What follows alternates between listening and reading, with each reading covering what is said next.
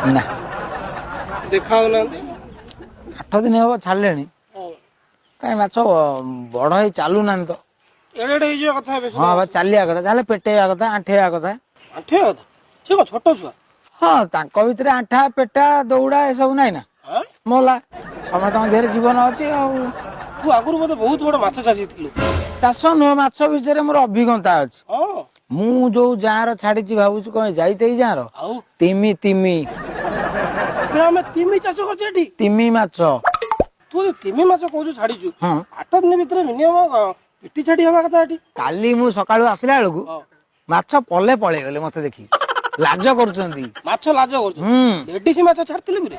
କହିହବନି କିଛି ତାଙ୍କ ଭିତରେ ପୁରୁଷ ଲେଡିଜ କିଛି ଜାଣିପାରିଲିନି ଏଇନା ଦେଖିଲେ ଜାଣିପାରିବେ। ଆଚ୍ଛା ଗୋଟେ କାମ କରିବା କି? କହୁନୁ। ସବୁ କଞ୍ଚା ମାଛ ଚାଷ କରୁଛନ୍ତି ହଁ ଆମେ ଚାଲୁନୁ ଭଜା ମାଛ ଚାଷ କରିବା।